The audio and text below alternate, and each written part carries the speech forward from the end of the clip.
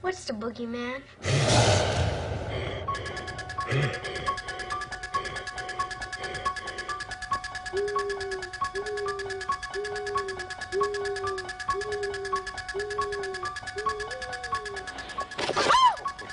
You know, it's Halloween. I guess everyone's entitled to one good scare, huh?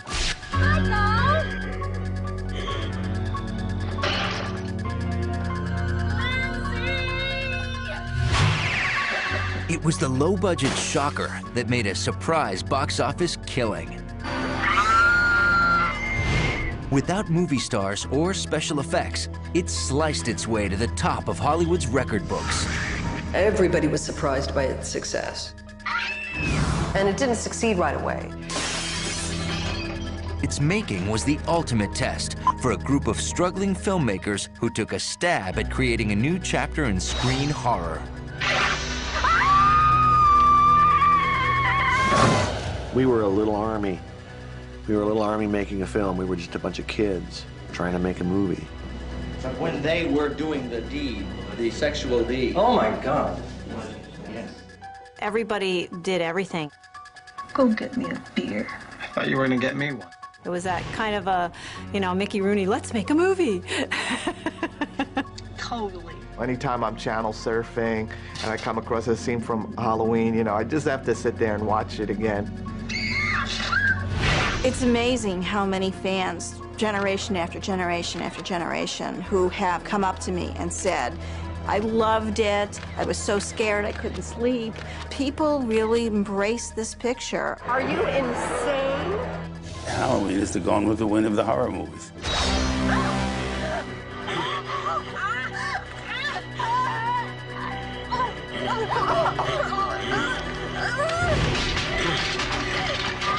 Please help me!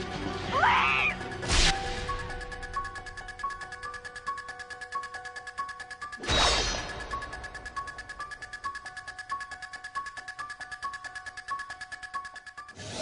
I watched him for 15 years, sitting in a room, staring at a wall, not seeing the wall, looking past the wall, looking at this night, inhumanly patient,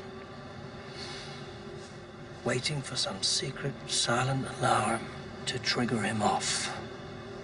Death has come to your little town, Sheriff. You can either ignore it, or you can help me to stop it. Released in 1978, the horror tale Halloween became a box office smash and a cultural phenomenon. I saw the boogeyman. With its simple but terrifying story of small-town babysitters stalked by a maniacal killer.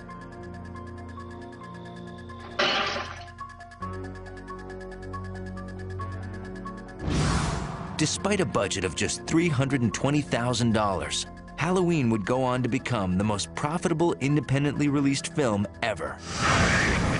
Its worldwide success shocked not only Hollywood, but also the filmmakers behind it, who went on to become some of the industry's hottest talents. Ronnie Emerson gets a haunted house. He said awful stuff happened there once. Michael!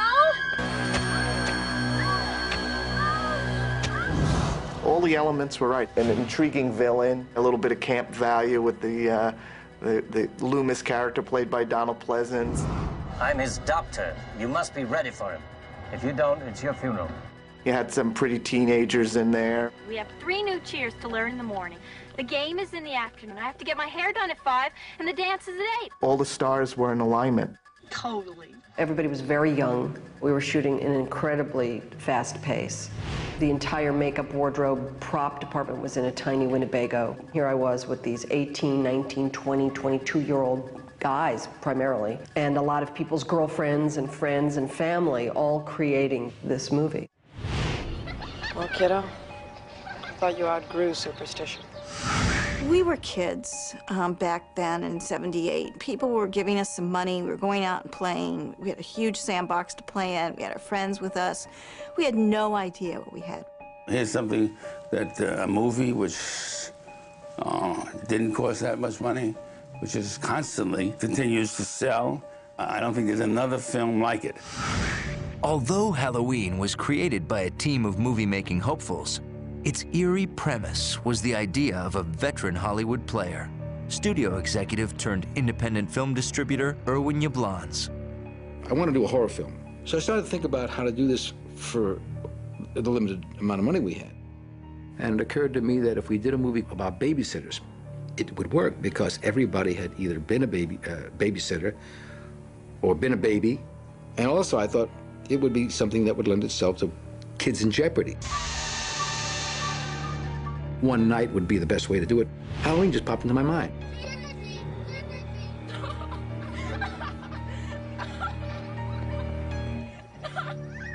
Trick or treat! Trick or treat! And I thought to myself, gee, wouldn't that be great? But I'll bet somebody's done it, you know. The title's been used. Someone's made a picture called Halloween. And then the magical thing that I learned, the word Halloween, in as much as we could research, not only had not been used, but even the word had not been used as part of another title in the history of the movie business. Now that's an interesting thing. Yablans' enthusiasm was shared by his pick for director. He turned to a 29-year-old USC graduate who'd recently helmed one of Yablans' most intriguing action films. His name was John Carpenter. I had made a low-budget movie called Assault on Precinct 13. It had gotten some critical response in Europe. It's terror in the night. It's the most shattering assault on a police station in history. This is a siege. It's a goddamn siege. Assault on Precinct 13. Irwin said, let's make a horror film about babysitters who are stalked by this psychotic killer. And John got really excited. I met with him the next day at the Hamburger Hamlet. We had a tuna fish sandwich together. And I explained it to him. He suggested we put it on Halloween night, but play the whole thing on Halloween night, and call the movie Halloween, because he felt it was a holiday that everybody could identify with, and it hadn't really been done. And since I needed a job and I wanted to do that kind of thing, I said, sure, I'll do it, and as long as I can have complete creative control and I get my name above the title, then we'll do it. He said, I can do this for $300,000. I said, for $300,000, if you can do that, you can have Final Cut, you can have it above the title. I mean, you can have anything you want. He said he would do it in 4 weeks. He would do the music. And for that, he received the princely sum of $10,000, which, by the way, was a lot of money for John at that time, and 10% of profit, which I'm sure he believed that he would never see a dollar of. Now I got to find the $300,000, but I agreed at the spot. I knew I would find that money somehow. We were in business with a man named Mustafa Akkad, and he invested some money in our company, but he was, quite frankly, uninterested. I was shooting an epic, big historic epic, Line of the Desert, with Anthony Quinn and Irene Papas and Rod Steiger in Morocco and Rome. And here I get a message that John Carpenter wants to meet me. So I was in London. John Carpenter came to London with Irwin Yablans, and I said, this is the idea. How much? They said $300,000. I said, $300,000? I mean, when it's expensive, you get worried. And when it is so cheap, you get worried. How can they make a movie for $300,000? I kept backing John up and telling Mustafa that this picture, from a commercial point of view, could be a very successful little movie, and we would do very well. And then I really hit him with the zinger. I said to John, but you know, John, $300,000 is a lot of money. And maybe it's just more than Mustafa can handle. I think that it was calculated because I knew Mustafa was a very proud man. Oh, what do you mean? And with that, and then he agreed to the $300,000 right there, and that was it. Galvanized by the promise of total creative freedom, John Carpenter now eagerly set out to make a film that would be his industry calling card. To co-write and produce, he turned to a trusted past collaborator, Deborah Hill, his script supervisor on Assault on Precinct 13. It took us about 3 weeks to write the script. We placed it in Haddonfield, Illinois, because I'm from Haddonfield, New Jersey. So I really had a sense of what a small town was like. You're not supposed to go up there. Yes, I am. That's schoolhouse. Could be any place in the Midwest. Most small towns have a kind of haunted house story of one kind or another. At least that's what teenagers believe. There's always a house down the lane that somebody was killed in or somebody went crazy in. Does anybody live here? Well, not since 1963 when it happened. Every kid in Haddonfield thinks this place is haunted. They may be right. Lonnie Elam said never to go out there. Lonnie Elam said that's a haunted house. Lonnie Elam probably won't get out of the 6th grade. I was a babysitter, and I knew what it was like to be, you know, all those characters. And so I really contributed the girl dialogue. I thought you were babysitting tonight. The only reason she babysits is to have a place to... Shit. I have a place for that. I forgot my chemistry book. So who cares? I always forget my chemistry book and my math book and my English book and my, let's see, my French book. And, well, who needs books anyway? I don't need books. I always forget all my books. I mean, it doesn't really matter if you have your books or not. Hey, isn't that Devon Graham? I don't think so. I think he's cute. Hey, jerk! Speed kills!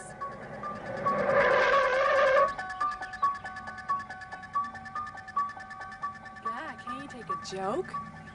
John really is, I would say, the developer of the whole evil concept. He gave Michael Myers that sense of foreboding. Oh, look. Look where? Behind the bush. I don't see anything. The guy who drove by so fast, that one you yelled at. Oh, subtle, isn't he?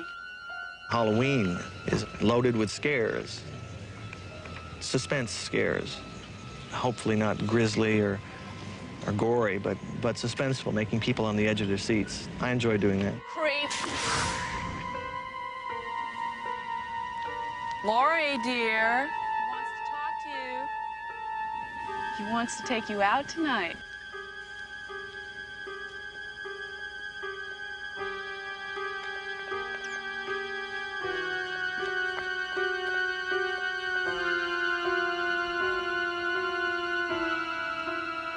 He was standing right there. Poor Laurie. Scared another one away. Halloween was really influenced by the films of Alfred Hitchcock. They're coming! They're coming! And the kinds of films that John and I loved when we grew up.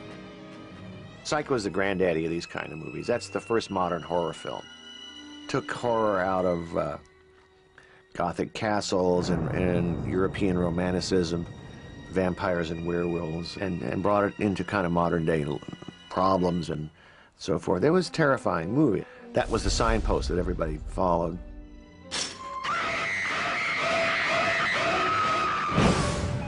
To play Halloween's good girl heroine Laurie Strode, Carpenter already had an actress in mind, a rising newcomer named Annie Lockhart. I thought she was a great actress, and she turned us down. So Deborah came up with Jamie Lee. Jamie Lee was a contract player at Universal. Jamie Lee Curtis was the perfect Laurie Strode. She had vulnerable qualities, and she was just wonderful in her audition. Excuse me, Oh, Laurie. Mr. Brackett, I'm sorry, Mr. Brackett. Oh, I didn't mean to startle you. That's all right. You know, it's Halloween. I guess everyone's entitled to one good scare, huh? Yes, sir. Nice seeing you, sir. She had just done Operation Petticoat, which was a television series. So she was very, very green. She was very, very fresh.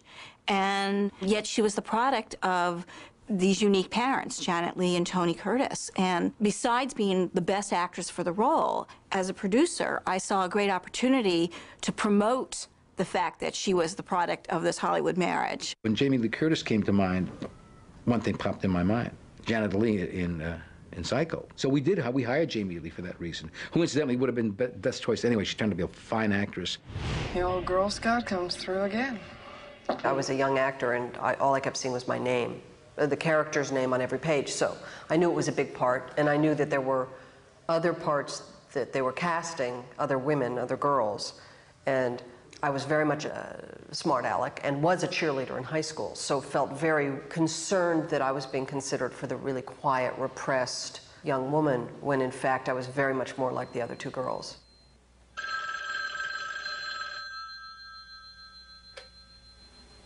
Hello? Why'd you hang up on me? Annie? Was that you? Of course. Why didn't you say anything? You scared me to death. I had my mouth full. Couldn't you hear me? Thought it was an obscene phone call. Now you hear obscene chewing. You're losing it, Lori. I already lost it. I doubt that. Listen, my mother's letting me use her car. I'll pick you up. 6:30. Okay. Bye.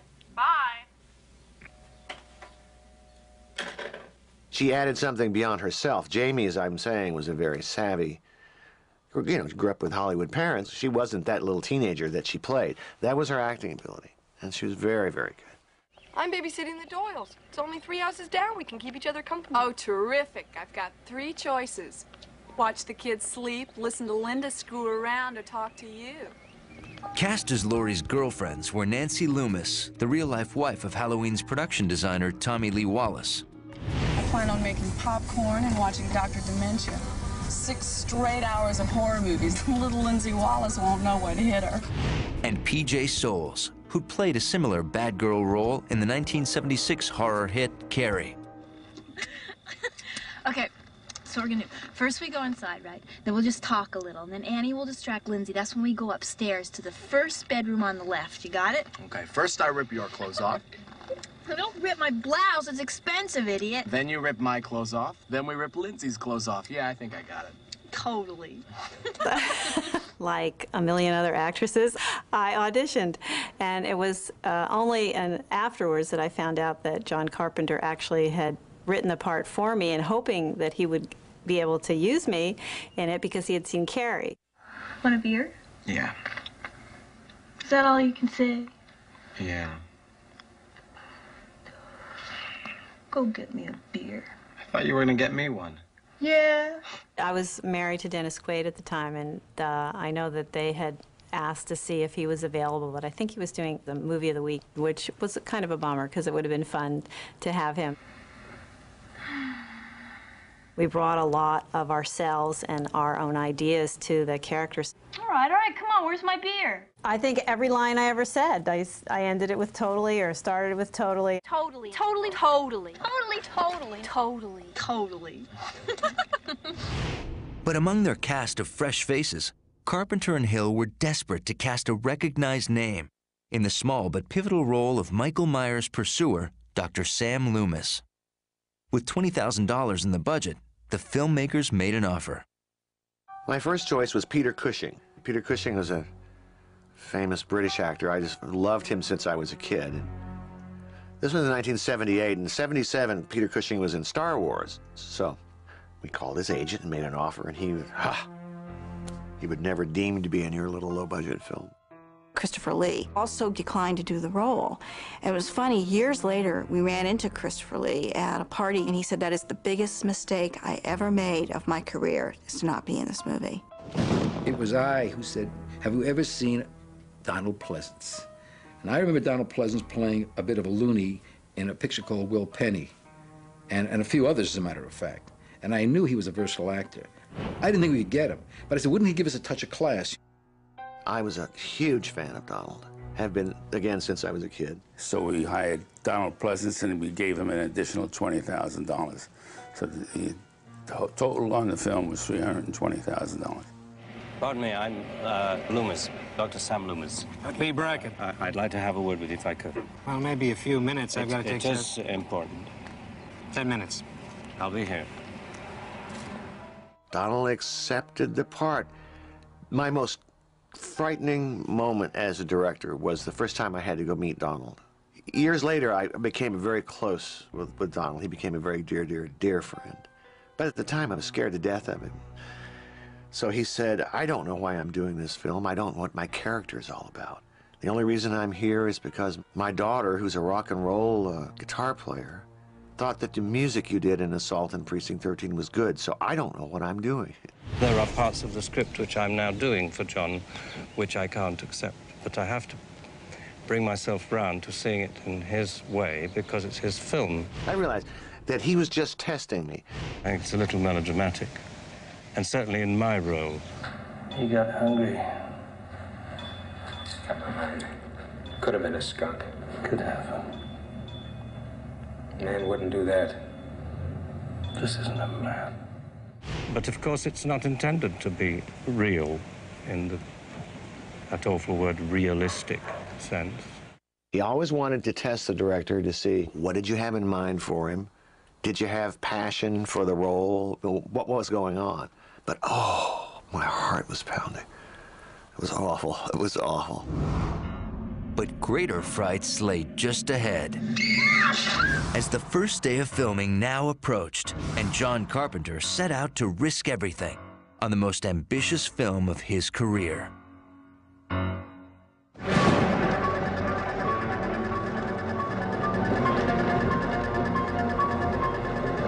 Stop here. Shouldn't we go on up to the hospital and... Wait.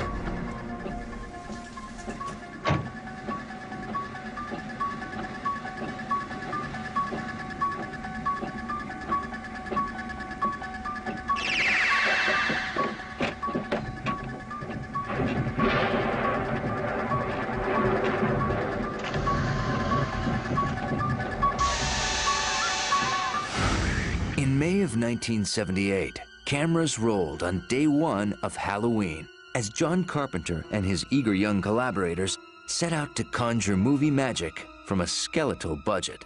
We shot a 20-day schedule, 4 weeks. Everybody did everything. It's harder to ask a stranger for a favor or to work for free or to work for very little money. So we really asked our friends to help us make this picture. A lot of people who worked on the film worked free. They didn't have the money to do it, but it was making a film on love. You know, they loved to work. You forgot about sleep for a couple of months. You just went and made the movie, and that was your life, and you ate it, drank it, slept it.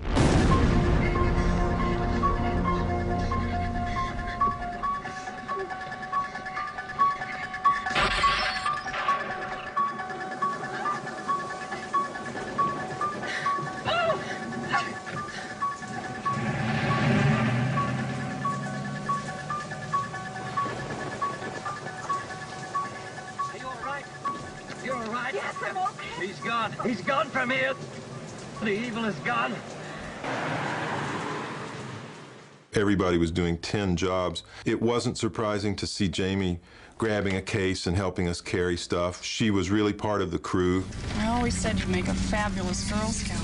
Thanks. The actors didn't get paid very much, which is okay, though. They got scale, and that was important. I think it's the energy that everybody exuded, because we were all young, working actors, you know, just people beginning, and they all brought that enthusiasm in.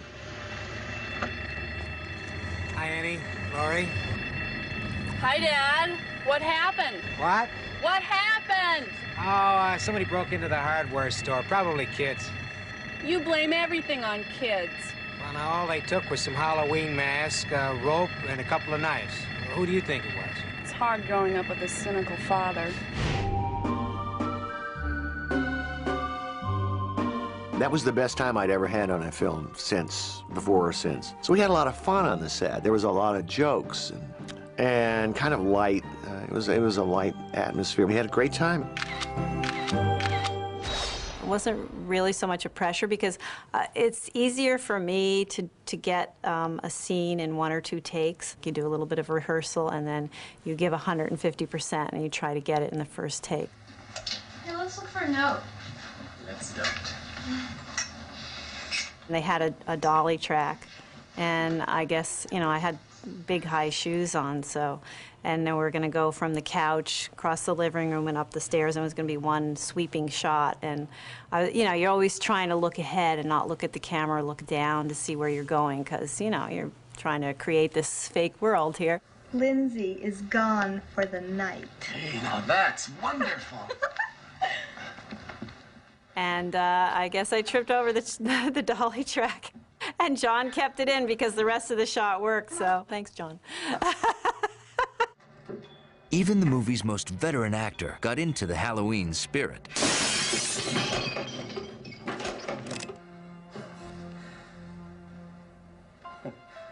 You must think me a very sensitive doctor. When Donald Pleasence came on set, it was just amazing. We only could afford to shoot him for a week. So we scheduled all of the scenes together, and, you know, it was a lot to accomplish. But when they were doing the deed, the sexual deed... Oh, my God. Yes. Donald was unbelievable. He was so kind to us, but he never looked down on what we were doing. He gave every scene its respect. He gave everything that we were doing absolute 100% of him. He was amazing. I just couldn't believe it, how great he was. Not too bad. Right? Feel better to have it happen in here and then you leave? Well, I think she was sitting right here. I do too. It's good line to get in because that gives me my force for rumination. Exactly. I think Donald was completely surprised when he arrived here from England that we were so young and we were such a small crew. There are behind-the-scenes shots, stills of him and I just chatting away.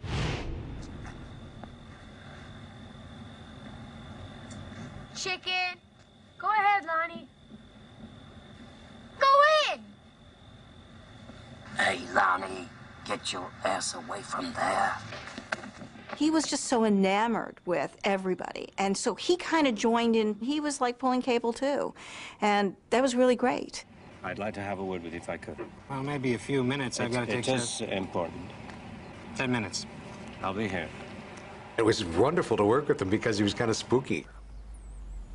Those eyes, you know, moving around. You just look at him and go, ooh, what's going on in there? Halloween's success would also rely not just on enthusiasm, but the effectiveness of its monstrous villain, Michael Myers. How does Samuel's view of fate differ from that of Costain's, Laurie? Ma'am? Answer the question. Costain wrote that fate was somehow related only to religion, whereas Samuels felt that, well, fate was like a natural element, like earth, air, fire, and water. That's right. Samuels definitely personified fate. In Samuel's writing, fate is immovable, like a mountain. Many of the names that they used, one comes to mind, Michael Myers, were little in-jokes that John and Deborah used from their own experiences. Michael Myers was the distributor of Assault on Precinct 13 in England. Michael Myers pushed it into the London Film Festival. That's where my reputation kind of began, so I felt I owed him. So that was my tribute to he was this dearest, dearest man. He's cute! I thought it might be a good idea to raise this Michael Myers character up to a mythic status. Make him human, yes, but almost like a force that will never stop, that can't be denied. I told them how dangerous he was. You couldn't have. 2 roadblocks and an all-points bulletin wouldn't stop a 5-year-old. Well, he was your patient, Doctor. Precautions weren't strong enough. You should have told somebody. I told everybody! Nobody listened. There's nothing else I can do. You could get back in there and get back on that telephone, tell him exactly who walked out of here last night, and tell him exactly where he's going. Probably going. I'm wasting my time. Sam Haddonfield is 150 miles away from here. Now, for God's sakes, he can't drive a car. He was doing very well last night. Maybe someone around here gave him lessons. And I suppose I was influenced by a couple things. I remember Michael Crichton directed a movie called Westworld. Yul Brynner was a robot, a killer robot that couldn't be destroyed. MGM presents Westworld. We know you'll enjoy your stay in Westworld. Hold it. The ultimate resort. Let me do it this time. Where nothing can possibly go wrong. I'm shot. Go wrong. Raw. Go wrong. Oh, my God. But when I was in college, I had a class, psychology or something, and we visited a mental institution, and this was in Kentucky. And I visited the most serious mentally ill patients. Then there was this kid, I must have been 12 or 13, and he literally had this look that I gave the lines to Donald Pleasence to say. I met this 6-year-old child with this blank, pale, emotionless face and the blackest eyes, the devil's eyes.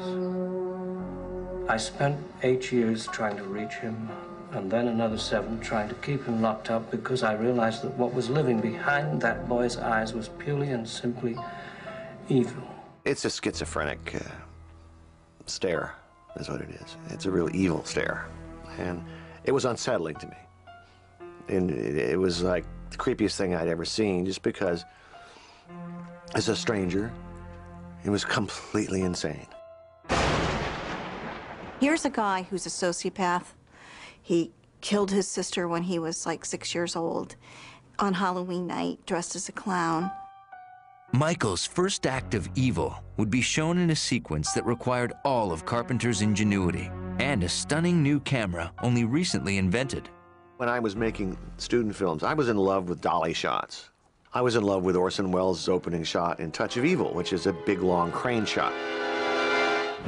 But physically, when you do dolly shot, it takes a long time. You have to lay down this track, and you put the camera on a dolly. You get these people to push it. And, you know, it takes time. You don't have the time on a low-budget film to make a lot of dolly shots. And then I discovered something called the Steadicam, or the Panaglide. That's a Panavision version. It's a gyroscopic camera that you attach to yourself, the camera operator, and walk around with it. The Steadicam, it was a brand new device, and it allowed us to smoothly sort of move the camera wherever a guy could walk. And John said he wanted to use that as the opening shot.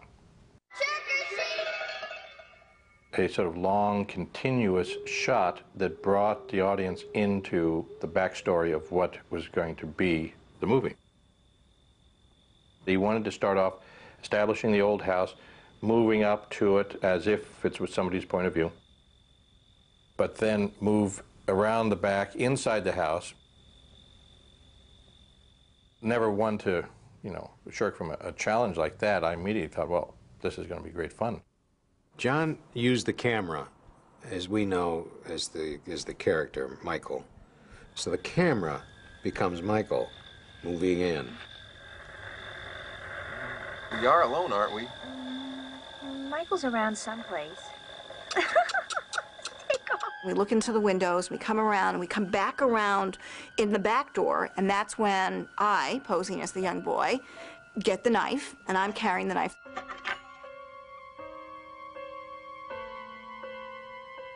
Obviously, when you shoot with children, you're limited in terms of the time to shoot with the kids. It's a very, very complicated lighting setup, very complicated shot, and that was going to take up most of the time. So they needed somebody whose hands were small enough. So I became, you know, the kid. I'm carrying the knife. Those are my hands in the clown suit.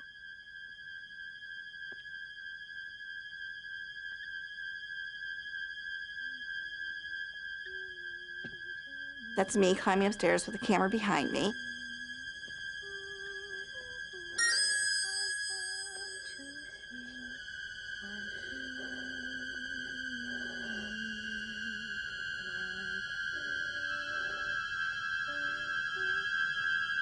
Michael! And that's me killing the sister. I actually wasn't even touching her.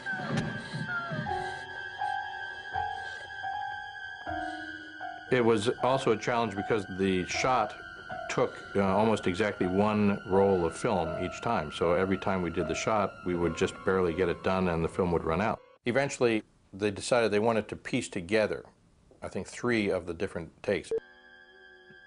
If you have a very sharp eye, you'll notice that as the camera moves up the stairs, looks down on the floor and sees the mask, and then places the mask in front of the lens, there's a cut. The second one is just as the camera runs from having killed the girl to the top of the stairs and swishes to look down. There's another cut that occurs there. It took us a night to do the whole sequence.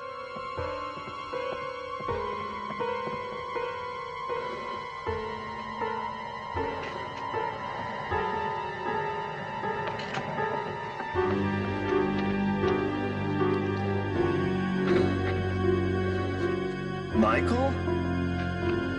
We had a crane for the evening. And we pull back from the little kid who's unmasked. We come back from the house up and see the neighborhood.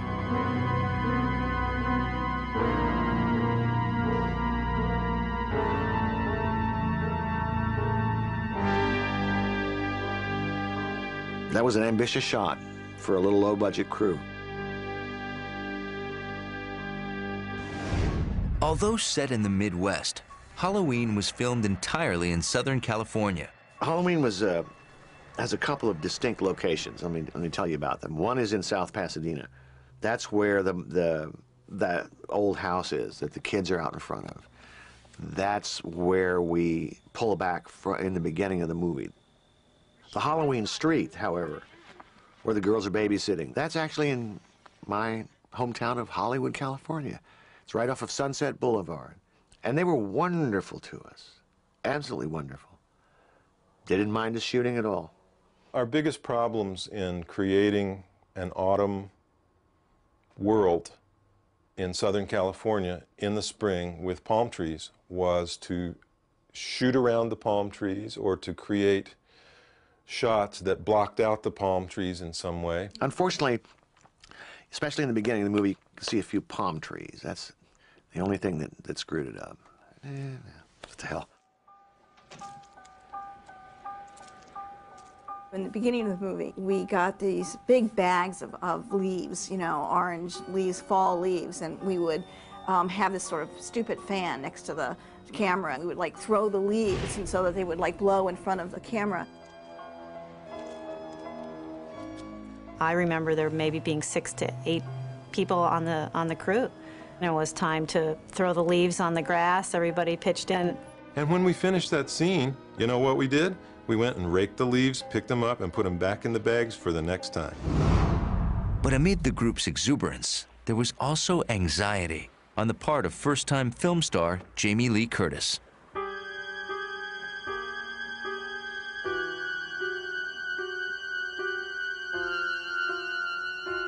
The first day we shot, I remember going home and thinking I was going to be fired. I just thought I sucked. And I remember being at home and my roommate said, "Jamie, the phone's for you, it's John Carpenter." And I thought, oh man, this is it. Hello? Hello? Who is this? And he called to say how happy he was with the day's work, and I just thought that was great. It's never happened to me again. This was her first big break, and she wanted to be very good. So she and I had a great time together. We had a hoot because she's very funny, she's very charming, she's very lovable, and you know, we became very good friends after that. I just was totally enamored by Jamie. I felt like Jamie was my little sister. She really needs a lot of love and a lot of confidence building. And I think that's what makes her so unique as a talent, is that somewhat the lack of confidence she makes up for sort of a bigger-than-life character. You know, you could ask somebody. Oh, I could.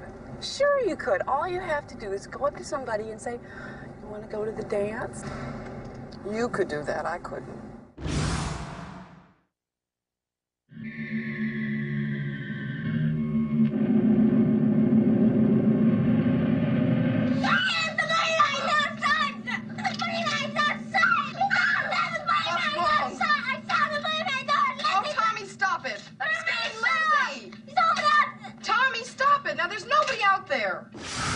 Inhabiting the sinister shape of Michael Myers was one of John Carpenter's friends and former USC schoolmates, future filmmaker Nick Castle.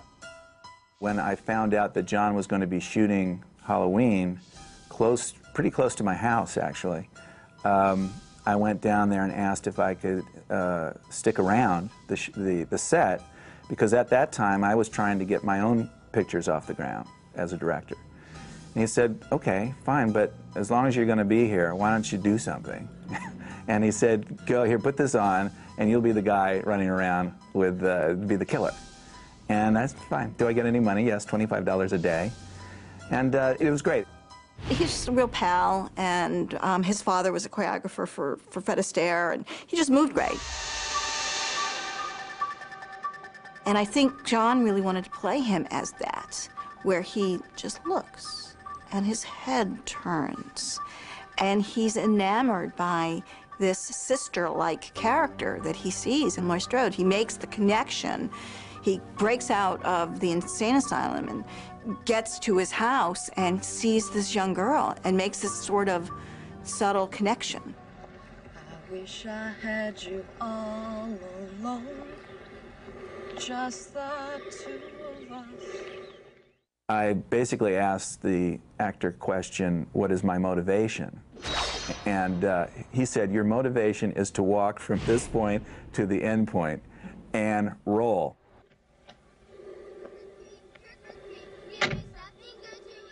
Do nothing, just walk. Don't act, just walk. I think he really gave the movie something. I think there's little moments that he does in the movie that are really special that, you know, take it away from being just some sort of thug in a suit. Come on now.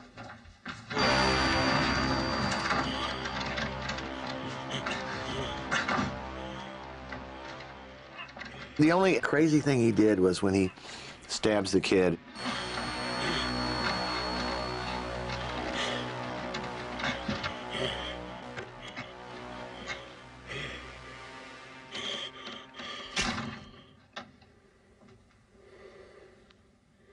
And he looks at him like this, like he's looking at a butterfly collection. That's the only direction I think I gave him. He was just, you know, a gentle friend of John's there. He didn't want to hurt anybody. Nick had a wife and I believe 2 babies, and they came by every day at lunch, and, you know, here's this guy with this oversuit on, and, you know, the mask was just always lying next to him. He'd put it on and go do the work. John sent me out to find the perfect mask, or to create the perfect mask for the movie, and it was simply to be a kind of a blank face. We didn't have any money to make a mask. It was originally written the way you see it. In other words, it's a pale mask with human features, almost featureless. I don't know why I wrote that down, why Deborah and I decided on that. Maybe it was because of an old movie called Eyes Without a Face. It's a French film, Franju made it, and this girl had a burned face, so she wore this face mask. It was real creepy because it was featureless and immobile except for her eyes. So Tommy Lee Wallace, the production designer, ran up to the mask shop on Hollywood Boulevard and bought a couple. One was a clown mask, and that's, you know, one way to go. And the other, he got this William Shatner Star Trek mask, Captain Kirk. Because in mask form, the William Shatner mask was just a kind of a blank face. It didn't really look like anybody. And he cut the eye holes out a little bit bigger so they weren't like this, they were rounder. Tore off the eyebrows. I kind of poofed up the hair a little so it looked demented and strange. And I spray painted it whiter than it already was. Annie! Took off the sideburns. That's the one. Ah, cheese. Oh, cheese. Oh, it created a shiver right in the room, and we knew we had something special. I guess I owe the success of Halloween to William Shatner. Well, sort of. The hilarious thing about the mask situation is that the mask of Captain Kirk, anyway, looked nothing like him. Nothing like him. I mean, it just looked like, I don't know what it looked like, but that was the secret, that we really didn't look like William Shatner at all.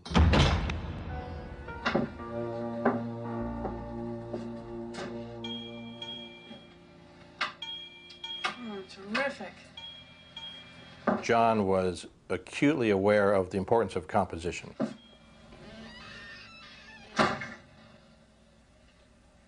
You deliberately put a character on one side of the frame, leaving a lot of empty frame, which can either tell the audience something is going to happen there or potentially could happen.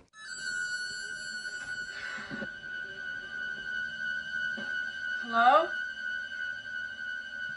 Who's there?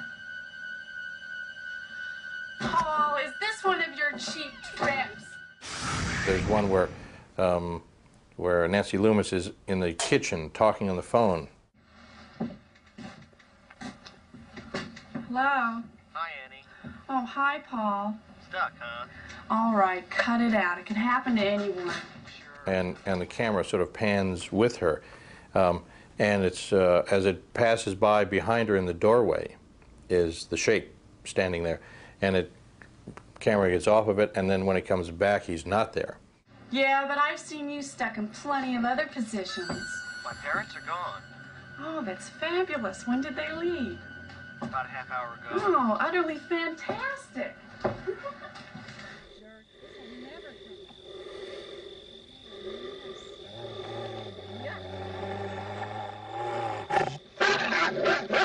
Oh, the dog.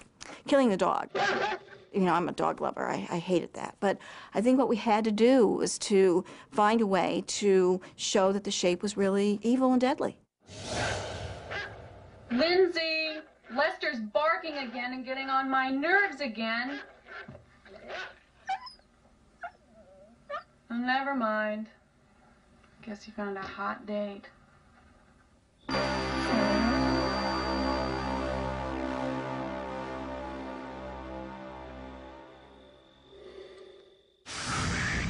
In crafting the story of Halloween, John Carpenter cleverly balanced high tension with carefully chosen moments of comic relief. Most of them were courtesy of co-star P.J. Soles. Hey, is Annie around? No, I thought she'd be home by now. She went to pick up Paul. Well, she's totally not here.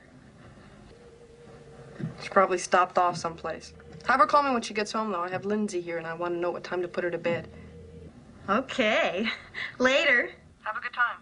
We definitely will. Bye.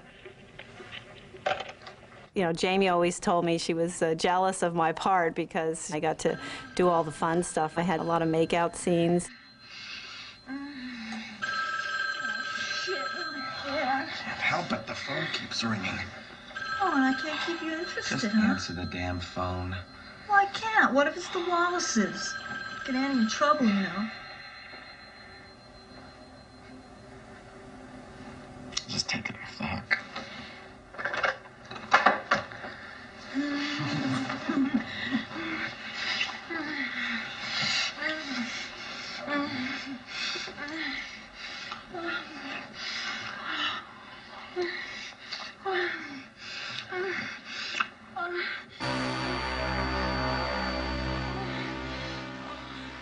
That bedroom scene, that was a good scene.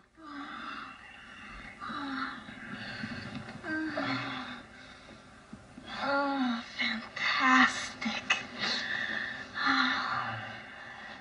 John did say, it would be nice in this scene if we could have a little nudity, and I don't know, however you want to do it. He was trying to be very gentle with it. But, you know, in the script it does say she slides the sheet down. Now, I happen to be, you know, naked under there, and the ghost, the guy comes back with the sheet over his head, and I'm thinking it's my boyfriend. How come I can't get him to you know, react to me or anything? Well, did you get my beer?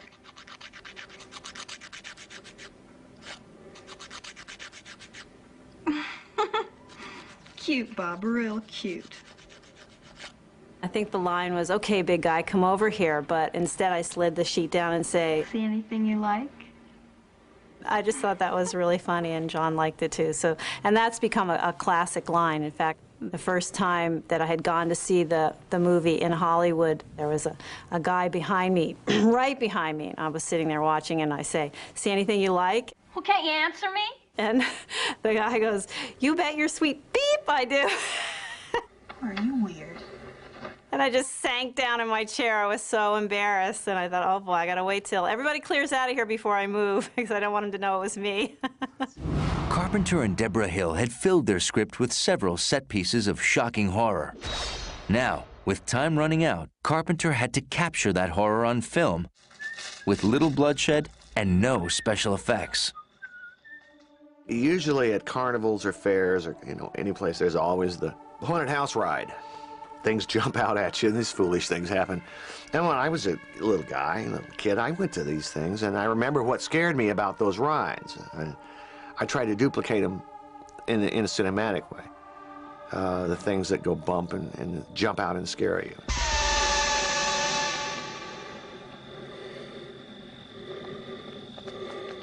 We wanted it to not be gory, we wanted it to be scary, and there's a big difference between gore and scare.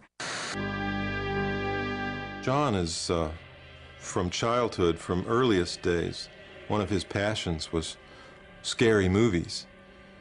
And when he got his turn, he drew from the lessons he had learned watching these movies, and one of the cardinal rules is don't show too much of the monster.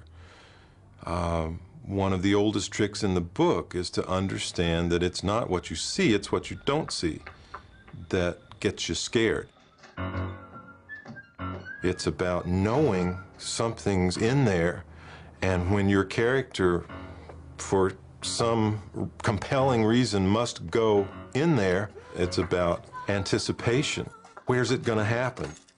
John often likened it to the idea of a Jack-in-the-Box. When you're playing this tune, which is awfully friendly, but suddenly it goes, "Wah!"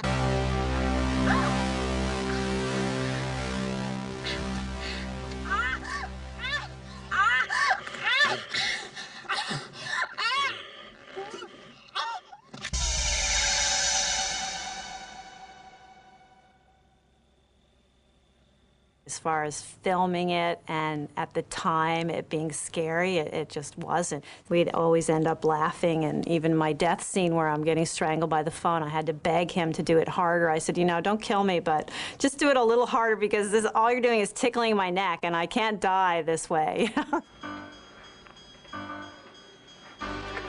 Hello? Hello? All right, Annie. First I get your famous chewing, now I get your famous squealing. Annie, are you all right?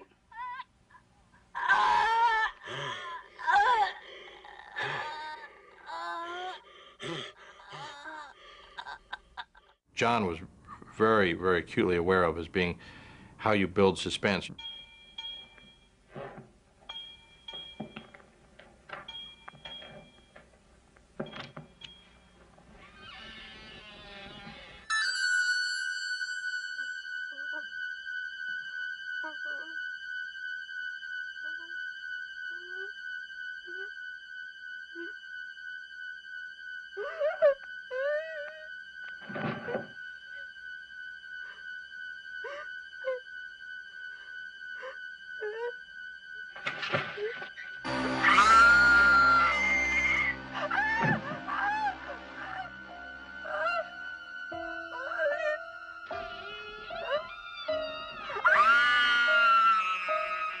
The great moment when Jamie Lee's running in the house. She runs upstairs and is hiding in a corner where she thinks she's safe, and it's sort of dark. And John said, how can we accomplish the idea that our eyes are sort of getting used to the dark, and we're starting to see the fact that Michael Myers is hiding there?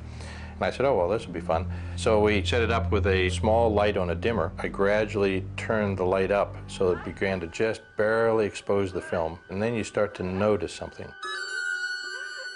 She's back there, and there's no exposure on it. It's just black, and then slowly he just turns it up so you barely begin to see a little exposure on the face, and then he comes out.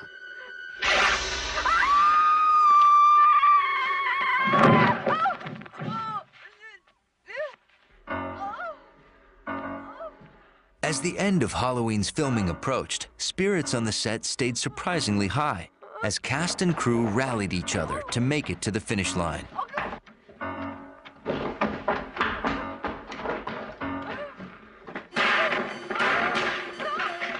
John clearly knew what he wanted. There was no waffling of a sort of first-time movie director. There was just no time to even question it.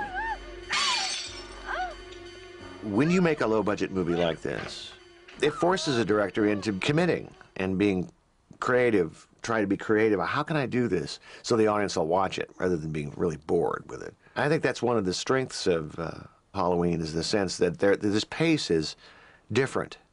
It's not the cutty pace that you're used to. We didn't have enough time.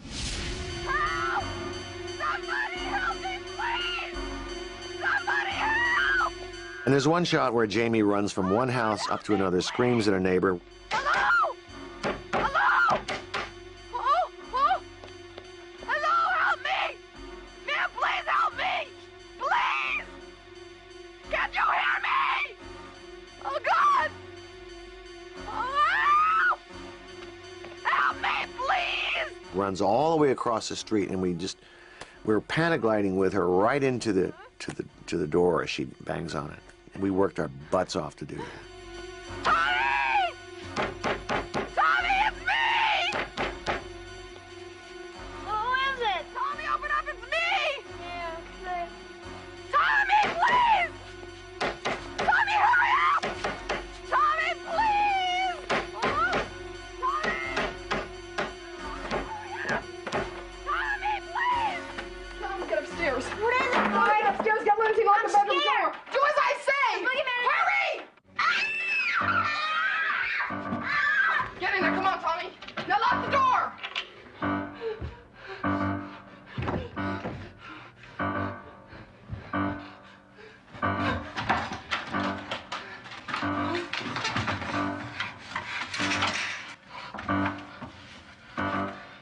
If you watch the picture, it builds and builds and builds and builds and builds.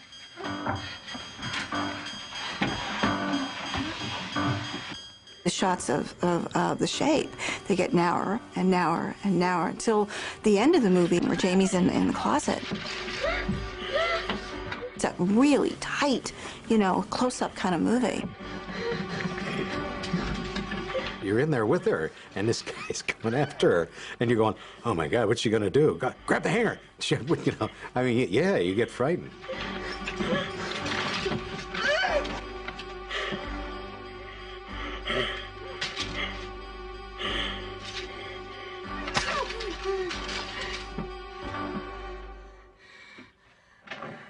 At the end, of course, Jamie Lee is always dropping the stupid knife. He wanted her to be a very vulnerable little girl so that you, as an audience, cared about her. Come here. Now just listen to me.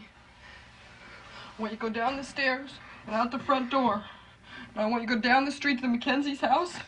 I want you to tell them to call the police and tell them to send them over here.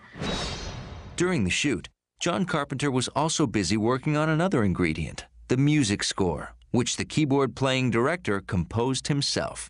I had 3 days to do the score, and my father bought me a pair of bongos, believe it or not, when I was a teenager, which I never particularly learned how to play, but he taught me 5/4 time on them. At 5/4 time, it became the Halloween. That's all that is. Da da da da da da da da da da da da da da da. It worked. So I just did it on the piano, octaves, and put some synth strings and so forth on it.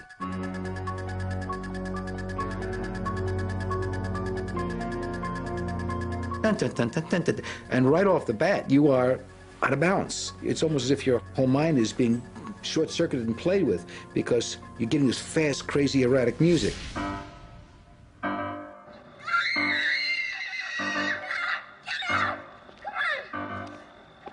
With the music, it went to an incredibly other dimension. I mean, it was another movie completely.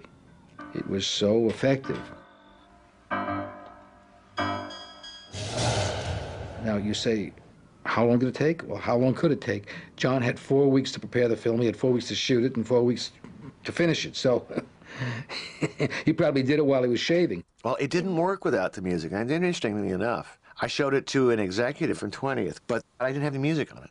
And she said, this is not frightening. There's nothing scary about this movie. Fate caught up with several lives here. No matter what course of action Collins took, he was destined to his own fate. Did not have music. So it taught me a valuable lesson. It wasn't effective because it was all silent. Fate caught up with several lives here. No matter what course of action Collins took, he was destined to his own fate.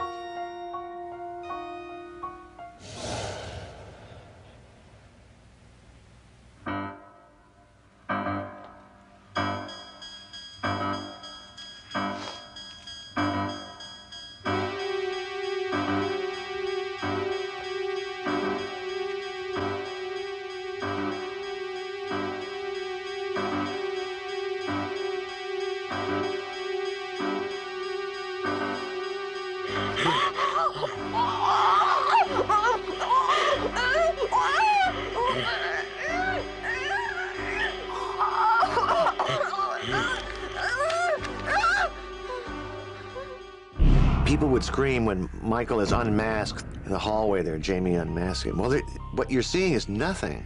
It's just a guy under there. But you're so built up to it, people would scream at it. John and Deborah wanted a certain look for the person that was going to eventually be Michael Myers when the mask came off. They didn't want someone really handsome like me. So they said they wanted someone that looked more angelic, kind of against type. But I'll let the audience decide if they actually made a good casting decision there. I think I would have been much better, frankly. The movie's final minutes were also enhanced by the sensitive contribution of co-star Donald Pleasence. Donald taught me a lot about acting. There's a scene in Halloween after Michael Myers has been shot off this balcony.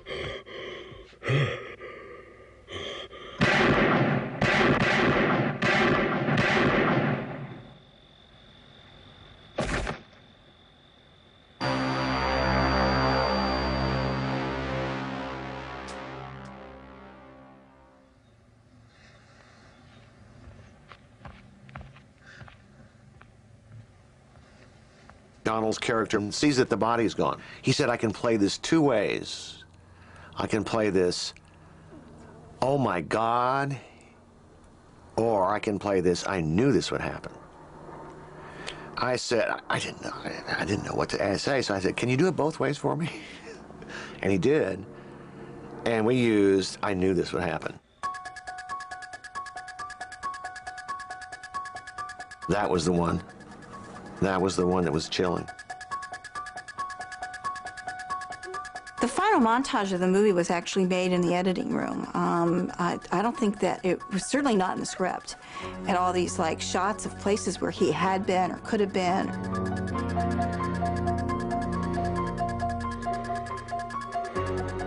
The ending means he's not only gone, he's everywhere.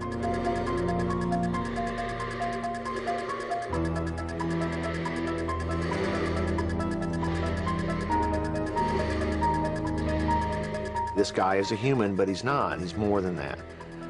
He's not exactly supernatural, but maybe he is. Who knows how he got that way?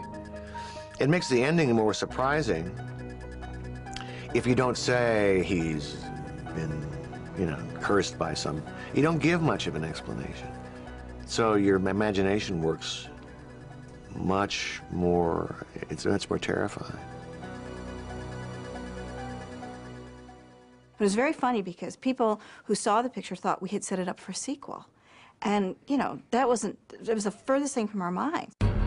As Carpenter put his finishing touches on Halloween, distributor Irwin Yablans was fighting a different battle. With help from his longtime business partner, a former entertainment lawyer turned film distributor named Joe Wolf. Together, Wolf and Yablans struggled to get their low-budget film into theaters, either by releasing it themselves or, best of all, by convincing a major studio to provide distribution.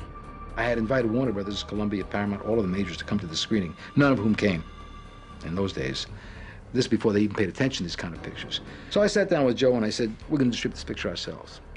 I need to get some prints. Irwin said to me, I need a lot of prints.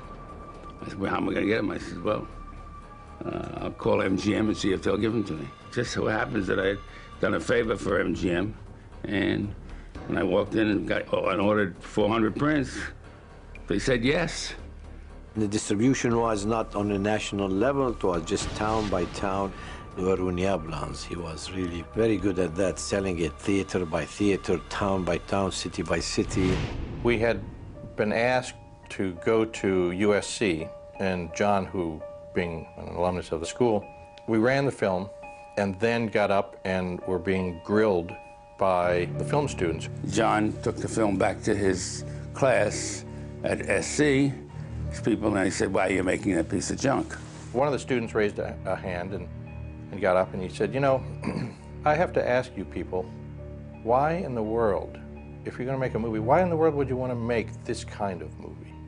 I mean, a disgusting horror film. Why would you want to make this? And we all kind of looked at each other and said, well, what we really tried to do was to take, a genre that hadn't been done for a while, but to do something sort of fresh with it, to do something stylish. And Deborah said, yeah, and you know, we can always hope that someday it would become kind of a classic film. And the guy said, why, you people, you think this film is ever going to become a classic? Why, how pretentious of you. I think that's absolutely ridiculous, you people. And he left. First time I saw it was in a class at UCLA. I would say 33% of people walked out.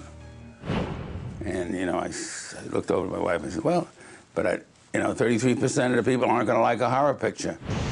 With no movie stars and no studio backing, the future of Halloween seemed frightening indeed. But what happened next was more surprising and shocking than anything John Carpenter had imagined. Halloween night. A small American town. 15 years ago.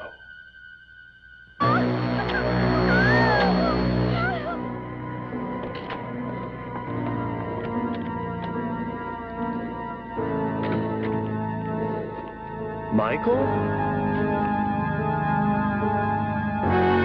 Halloween. In October of 1978, after 20 days of filming and a total cost of just $320,000, Halloween opened in limited release. The very first engagement of the picture in a paying situation was in Kansas City in 4 theaters. And I remember sitting by the phone that night waiting for the receipts. And I got the figures, $200 and $300. They were not impressive, but they were not disastrous. I'm never smiling again. It was released in October, November of '78, and it wasn't doing great. And then Deborah called and said, looks like we bombed. Don't underestimate it.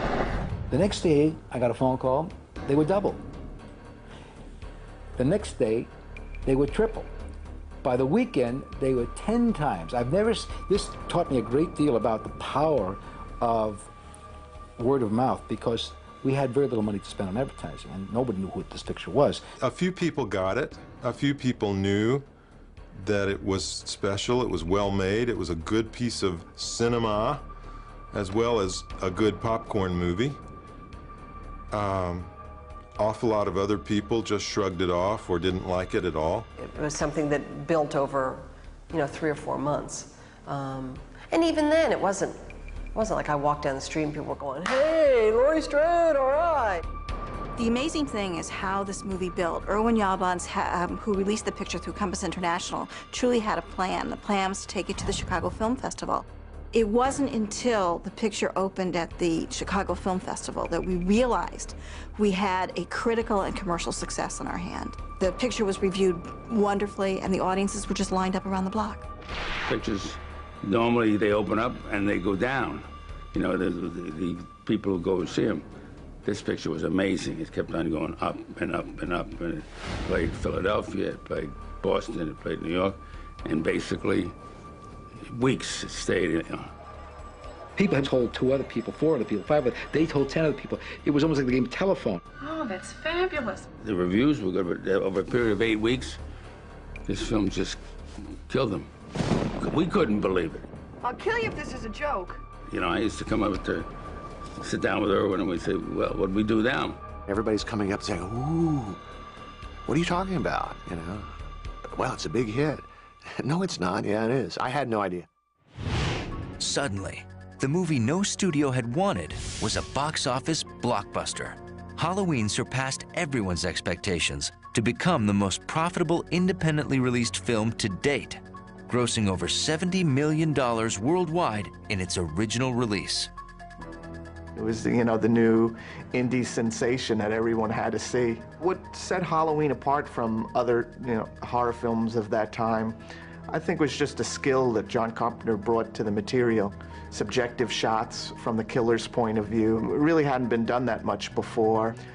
He came up with a very memorable score, that had you on edge right from the beginning. He had good actors, and the victims were also sympathetic. So many of the slasher films that came out after Halloween, these characters are just set up to die, but you cared about the characters in Halloween.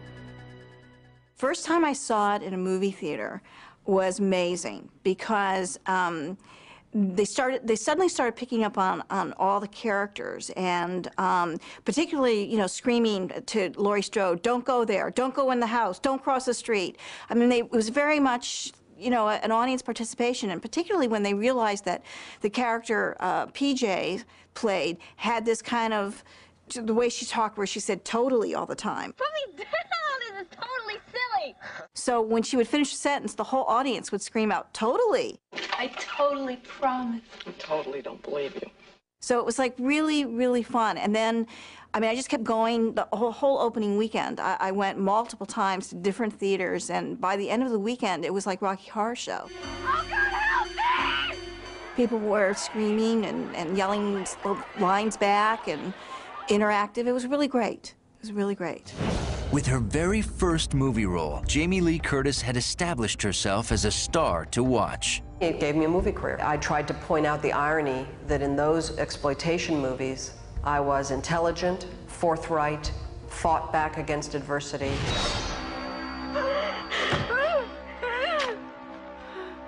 And she got to do all this great stuff. She got to be frightened and scream. She got to be caretaking to the kids. She got to fight the monster.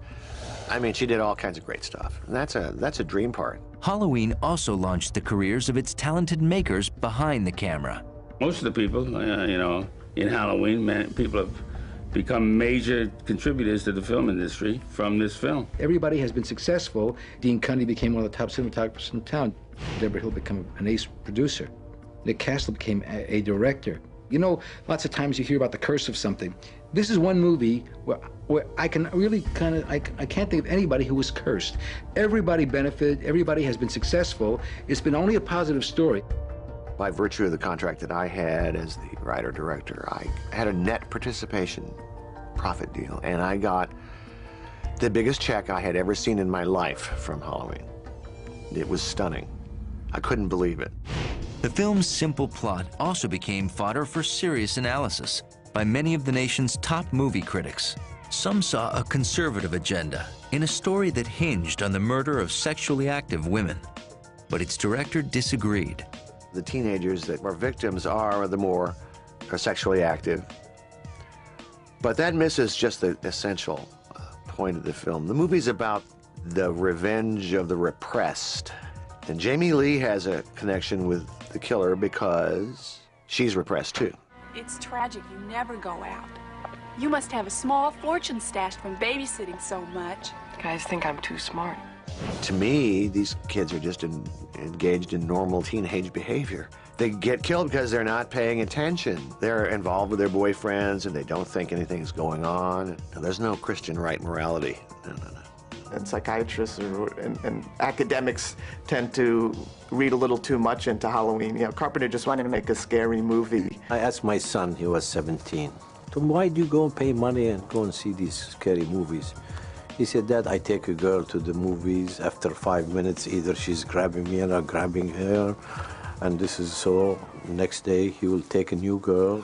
Jerk. God, I've got a shirt on. That's all you ever think about. Soon after Halloween's success, John Carpenter's creation received the ultimate Hollywood compliment of imitation.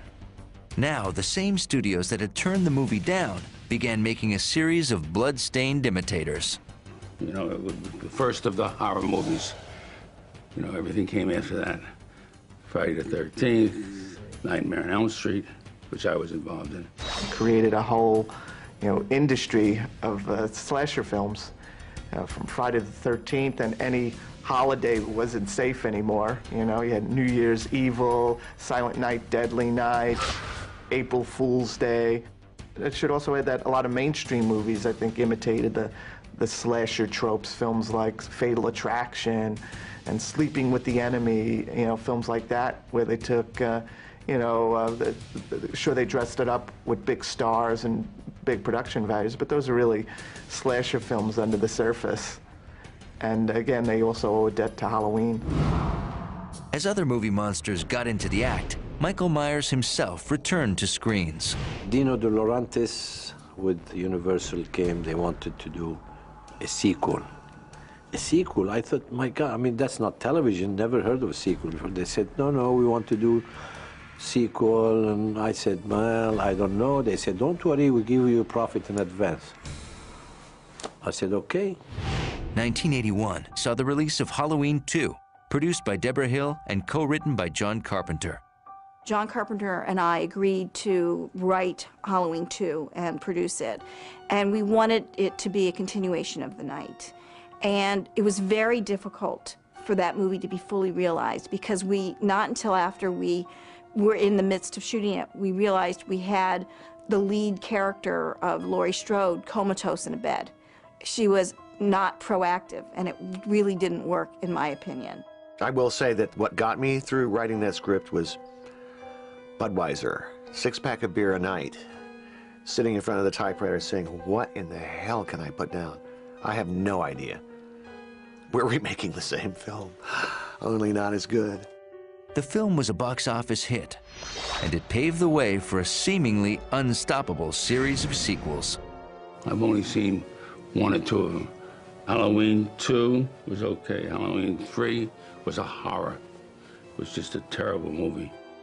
Halloween 3, when approached to do a sequel, John and I decided we wanted to do something completely different. We loved this guy, Nigel Neal, who'd written the Quatermass movies, and so we wanted to work with him. And essentially, we found out that the audiences really wanted to see Michael Myers. Dino De Laurentiis with Universal, they don't want Michael Myers. Let's make a horror story, but without Michael Myers. I don't like that story. I was not in favor of this, but I was like outvoted. We tried it, it failed. So number 4, I get them all out, and I did number 4. Going back to the basic elements of 1, we always go back to the basics, and it works. Ultimately, John and I didn't want to make any more sequels, and so Mustafa Akkad started making them. Mustafa, he's like Mr. Halloween.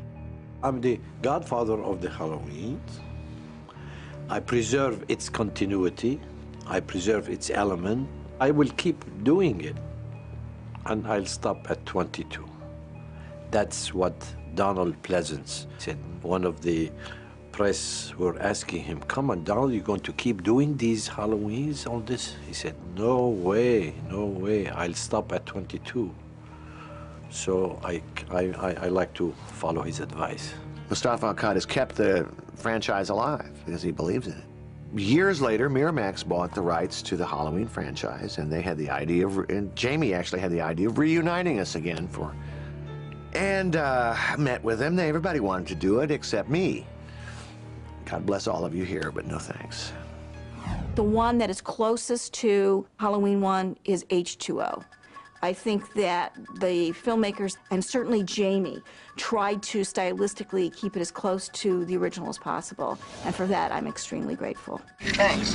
I have lots of fight with scriptwriters all along this series, whereby I don't want him to be killed. Okay, he can be shot, he can be wounded, but not have him in a dynamite blow up or chop his head or do, because it means, you know, he's dead. How can we get him back? Actually, I'm still involved in the Halloweens. To make another one sequel, I get the benefit of being paid some money, which is wonderful because I'm a capitalist and enjoy that. But it's Halloween 1 that brings them all in. And when people go and buy, and they buy Halloween 1. NBC wanted to buy Halloween and put it on TV, but it wasn't long enough. They had a running time of, I forget what it is now, and we were 2 minutes under or something, so I had to shoot additional footage. Carpet footage, I call it. Michael Myers is the most dangerous patient I have ever observed. Doctor, there is no diagnostic evidence to support that statement. He's covering up. This catatonia is a conscious act. There's an instinctive force within him. He's waiting. For what?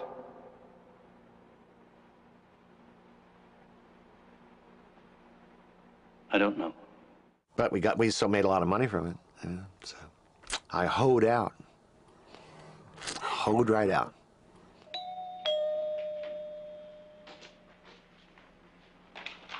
Hi. Hurry up. What's wrong? Shut the door. Shut the guy is following me. You sure? Yeah, I'm sure. I think it's that guy that passed us in the street in that station wagon. I couldn't see him very well, but I think it's Steve Todd. His brother has a station wagon. No, he was parked outside the school today. Right outside the window, he was staring at me. Steve Todd was staring at you? Somebody was. A while ago, he was in my backyard. Well, or maybe he just wants a date. Oh, shut up! Well, someone could want a date. I think they should have left it the way it was, but NBC required these changes, and they were made. What's amazing to me as a writer of it and producer of it is that 20-some years after we made the picture, there's still a huge fan base out there. People adore it, you know, it's like Rocky Horror Picture Show, it's like any of the movies where people can dress up as the characters or get that mask. All right. Yeah, it did inspire merchandise and merchandising over the years. You know, there's been Halloween masks, posters, and dolls. I have all the little action figures at home. I am actually an action figure. That's kind of exciting. There's Luke Skywalker, there's, you know, then me, you know? So that's a lot of fun. Goddamn kids. They'd do anything for Halloween.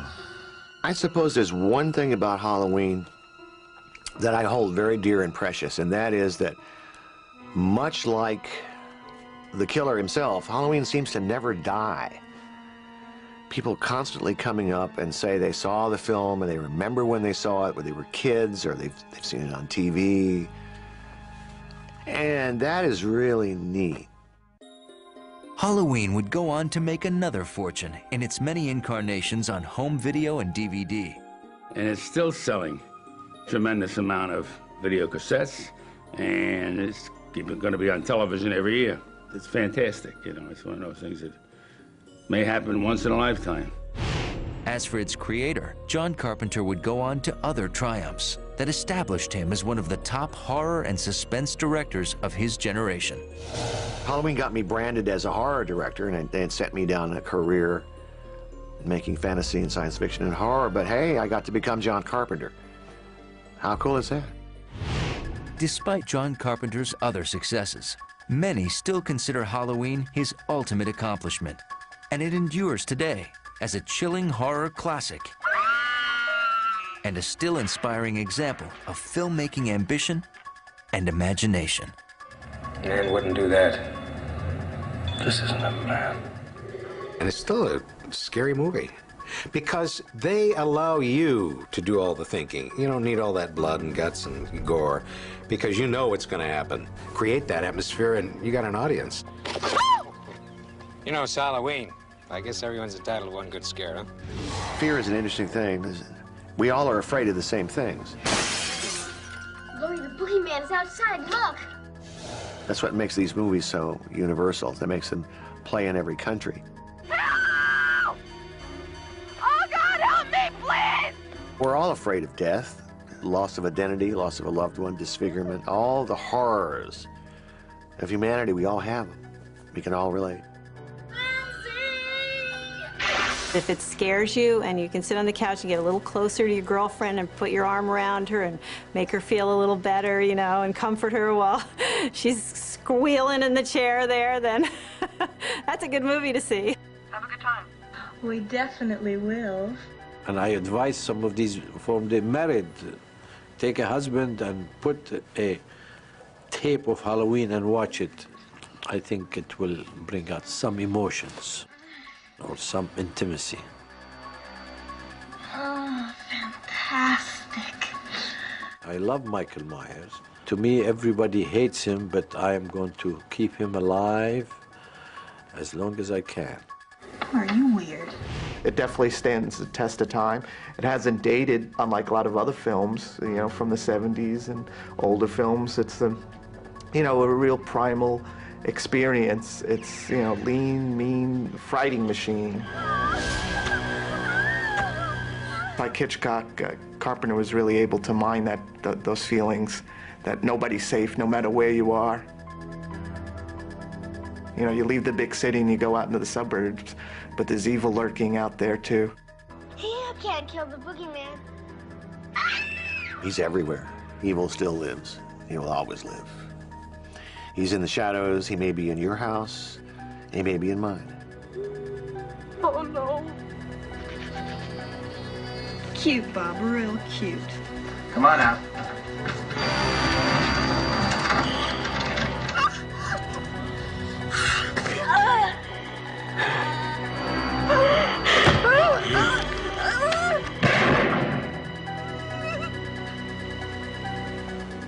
Was the boogeyman? As a matter of fact, it was.